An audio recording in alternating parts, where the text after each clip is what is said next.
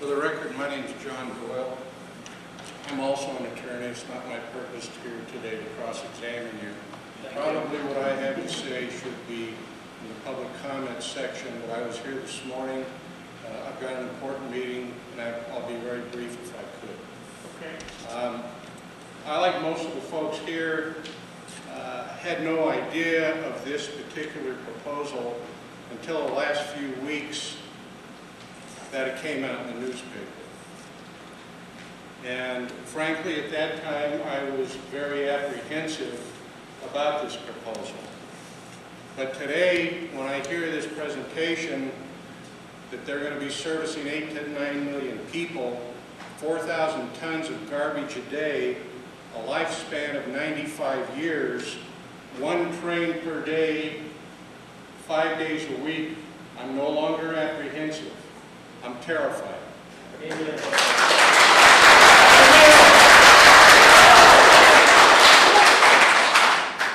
What I'm going to ask is this. In all sincerity, all these good folks are here, and I think you can have hearings for the next 2 weeks, and you're not going to have anybody stand up here and tell you, in my opinion, that this is a good thing. I think what I would like to do, what I'm going to ask you people to do, I'm going to go to the City Council and ask the same thing.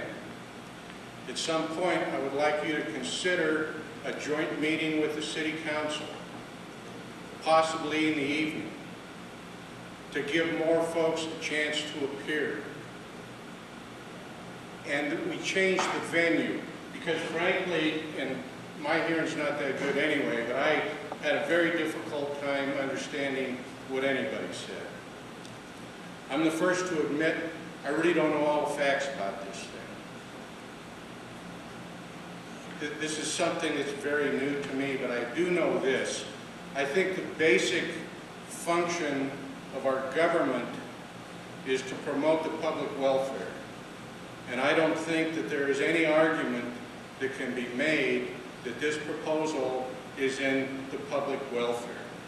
So I think what we need to do is focus on how we stop it. I don't know where we are in the process. I don't know what can be done.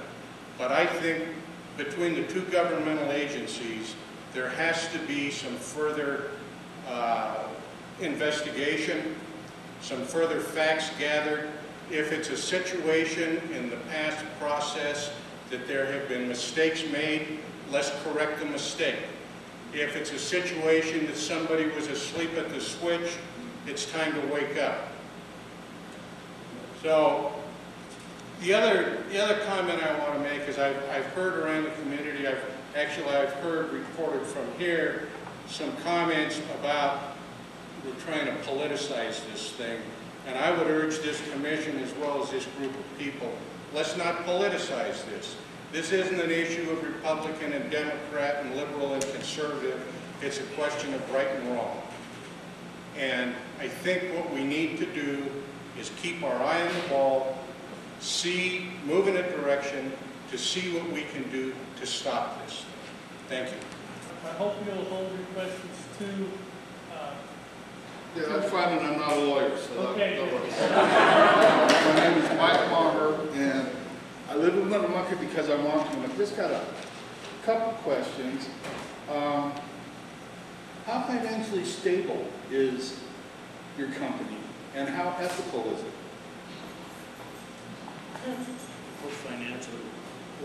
We're financially stable. We've been around since the 1900s. Yeah, well, according to what I've got here, in 1990, you guys went to sell stock and the FBI got into it.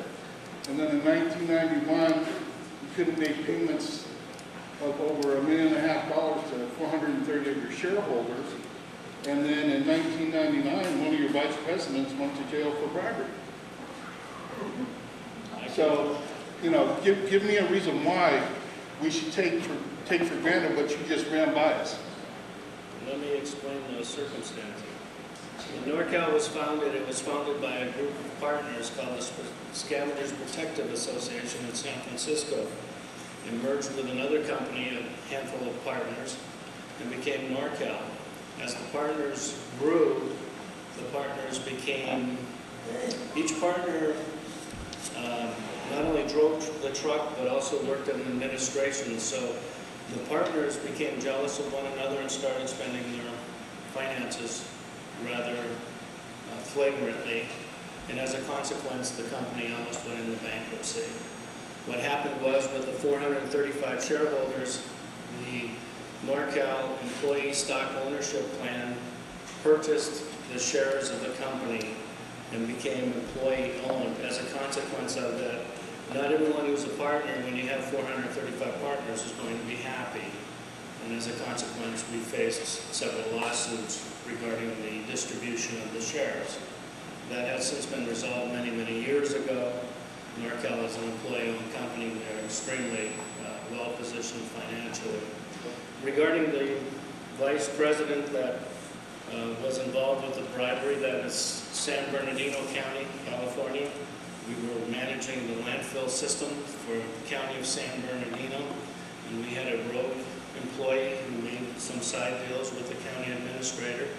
And immediately as we learned of this situation, fully cooperated with the FBI and other agencies, the employee was terminated and he was prosecuted and sent to prison. Okay, and so then, too, another thing with the FBI, they never investigated NorCal about using campaign contributions to influence legislation for the California State Assembly, in particular, Assembly Speaker Willie Brown, who was a lawyer from NorCal at the time. Now that you're bringing them up one at a time, yes, that investigation did occur, and NorCal was exonerated in that one as well. Okay, then, And so in other words, you're telling us that everything that you ran by us, 100% you can take your word for it. yes. You know, at this point in time, I'll leave.